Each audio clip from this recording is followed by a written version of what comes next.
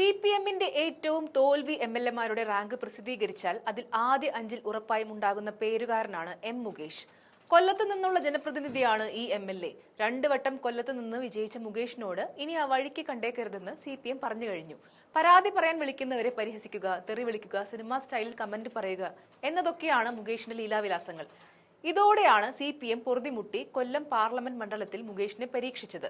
എന്നാൽ എം.എ. ബേബിയെ പോലെ സിപിഎം അധികായന് പോലും അവിടെ പ്രേമചന്ദ്രന്റെ രോമത്തിൽ തൊടാൻ സാധിച്ചില്ല. പിന്നെയാണോ തോൽവി എംഎൽഎ ആയ മുകേഷ് എന്നാണ് എതിരാളികൾ ചോദിച്ചത്. പ്രതീക്ഷിച്ച പോലെ ഭൂരിപക്ഷം ഇരട്ടിയാക്കി മുകേഷിനെ കൊല്ലംകാരൻ N.K. പ്രേമചന്ദ്രനും പാഠം പഠിപ്പിച്ചു. ഇന്ത്യൻ പാർലമെന്റിലുള്ള എംപിമാരിൽ ഏറ്റവും പ്രതിഭാധനരുടെ പട്ടിക എടുത്താൽ അതിൽ മുന്നിലുണ്ടാകും N.K. പ്രേമചന്ദ്രൻ. വിഷയങ്ങൾ പഠിച്ച് അവതരിപ്പിക്കുന്നതിൽ മിടുക്കനാണ് ഈ MP. പ്രധാനമന്ത്രി മോദി വരെ പ്രേമചന്ദ്രന്റെ ആരാധകനാണ്. എന്തായാലും നിയമസഭാ തെരഞ്ഞെടുപ്പ് വരുമ്പോൾ പ്രേമചന്ദ്രനെ കൊല്ലത്ത് അവതരിപ്പിക്കാനാണ് ഇപ്പോൾ UDF ശ്രമിക്കുന്നത്. കൊല്ലം കോൺഗ്രസിന്റെ സീറ്റാണ്. എന്നാൽ വിജയിച്ചു വരുന്നത് CPM ആണ്. ഈ പതിവ് രീതി അവസാനിപ്പിച്ച് കൊല്ലം UDF-ൽ ചേർക്കുക എന്ന ദൗത്യമാണ് പ്രേമചന്ദ്രന് മുന്നിലുള്ളത്. MP സ്ഥാനം രാജിവെച്ചെന്ന് കരുതി കേന്ദ്രത്തിൽ ഒന്നും സംഭവിക്കാൻ പോകുന്നില്ല. അവിടെ ഇന്ത്യ സഖ്യത്തിന്റെ ഭാഗമാണ് പ്രേമചന്ദ്രൻ. ഉപതെരഞ്ഞെടുപ്പിൽ ഇനി LDF വിജയിച്ചാലും കേന്ദ്രത്തിൽ ഇന്ത്യ സഖ്യത്തിനൊപ്പം തന്നെ നിൽക്കും. അതുകൊണ്ട് തന്നെ പ്രേമചന്ദ്രന്റെ പിന്മാറ്റം കേരളത്തിൽ വലിയ മാറ്റം ഒന്നും ഉണ്ടാക്കില്ല.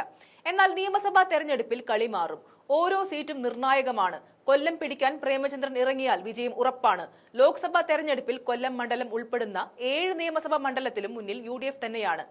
ആ ആത്മവിശ്വാസം UDF-നും കോൺഗ്രസിനും ഉണ്ട്. നിലവിൽ കൊല്ലത്ത് ഒരു സീറ്റ് മാത്രമാണ് UDF-നുള്ളത്.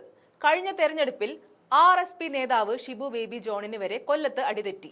എന്നാൽ ഇക്കുറി ശക്തമായ ഭരണവിരുദ്ധ വികാരം ഉള്ളത് കൊണ്ട് തന്നെ RSP അവർ മത്സരിക്കുന്ന 5 സീറ്റിലും വിജയം സ്വപ്നം കാണുന്നുണ്ട്. അക്കൂട്ടത്തിൽ കൊല്ലം കൂടി കിട്ടുകയാണെങ്കിൽ അത് ബോണസ് ആണെന്നാണ് കോൺഗ്രസ് കണക്ക് കൂട്ടുന്നത്. കൊല്ലം സീറ്റ് പ്രേമചന്ദ്രന് ആണെങ്കിൽ വിട്ടുകൊടുക്കുന്നതിൽ കോൺഗ്രസ് എതിർ അഭിപ്രായമില്ല.